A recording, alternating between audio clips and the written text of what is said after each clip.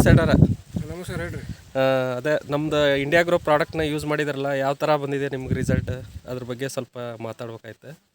ಇದ್ರ ಬಗ್ಗೆ ಪ್ರಾಡಕ್ಟ್ ಅಂದ್ರೆ ಹಾಂ, 1 ಎಕರೆಗೆ ಯೂಸ್ ಮಾಡಿರಲ್ಲ? ಇದನ್ನ 1 ಎಕರೆಗೆ ಯೂಸ್ ಮಾಡೇವ್ರಿ.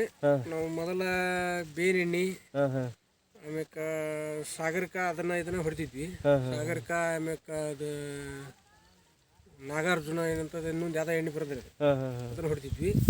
ಈಗ ನಮ್ಮಿಂದ ಇದನ್ನ ತಂದು ಹೊಡಿದ್ವಿ.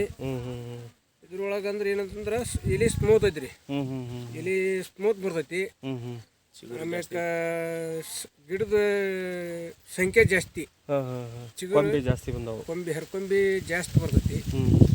ಹರ್ಕೊಂಬಿ ಜಾಸ್ತಿ ಬರ್ತೈತಿ. ಆಮ್ಯಾಕ ಗ್ರೀನಿಶ್ ಬಂದದ, ಎಲೆ ಸ್ಮೂತ್ ಐತಿ, ಗ್ರೀನ್ ಐತ್ರಿ. ಮತ್ತು ಆ ಕಡೆ 1 ಎಕರೆ ಹೊಡೆದಿರಲ್ಲ, ಅದು ಹೊಡೆದಲ್ರಿ. ಅದು ಬೇನಿ ಹೊಡೆದೈತಿ, ನಮ್ದು ಹೊಡೆದಿಲ್ಲ. ಇಲ್ಲ ಅದು ಹೊಡೆದಲ್ರಿ, ನಾವು ಬೇನಿ ಹೊಡೆದು ಇದನ್ನ 1 ಎಕರೆ ಚೆಕ್ ಮಾಡೋಣ ಅಂತಂದು ಇದನ್ನ 1 ಎಕರೆಗೆ ಯೂಸ್ ಮಾಡೀವಿ ಎಣ್ಣೆ. ಅವರು ರಿಸಲ್ಟ್ ಚಲೋ ಬಂದತ್ತೆ ಹಂಗಂದ್ರೆ? ರಿಸಲ್ಟ್ ಏನ್ರಿ ಚಲೋ ಐತ್ರಿ, ಸ್ಮೂತ್ ಐತಿ. ಆಮ್ಯಾಕ ಹರ್ಕೊಂಬಿ ಜಾಸ್ತಿ ಬಂದವು, ಅದ ಕೊಂಬಿ ಜಾಸ್ತಿ ಬಂದವು. ಇದು ಹರ್ಕೊಂಬಿ ಏನೈತಲ್ರಿ, ಅದಕ್ಕೆ ಅಂತಂದ್ರೆ ಇದು ಹರ್ಕೊಂಬಿ ಗಿಡ ಸಂಖ್ಯೆ ಜಾಸ್ತಿ ರೀ. ಒಂದು ಗಿಡದಲ್ಲಿ 20ರಿಂದ 22 ಐತಿ, ಜಾಸ್ತಿ ಬರುತ್ತೆ. ಅದರಲ್ಲಿ ಜಾಸ್ತಿ ಐತಿ, ಅದರಲ್ಲಿ 12ರಿಂದ 13 ಬರುತ್ತೆ.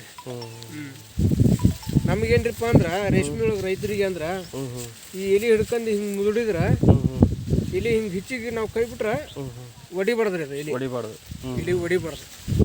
ಸ್ಮೂತ್ ಆಗಿ ಬರ್ಬೇಕು ಎಲೆ. ಚಲೋ ಐತೆ ಹಂಗಂದ್ರೆ. ಸ್ಮೂತ್ ಇತ್ತು ಅಂತಂದ್ರೆ ಹುಳುಗಳು ತಿನ್ನಕ್ಕೆ ಭಾರಿ ಚಲೋ ರೀ. ಎಲೆ ಬಿರ್ಸತ್ತಪ್ಪ ಅಂದ್ರೆ ಹುಳ ನೆಟ್ಟಾಗ ಮೇವು ತಿನ್ನೋದಲ್ಲ, ಇಳುವರಿ ಕಮ್ಮಿ ಬರ್ತೈತಿ.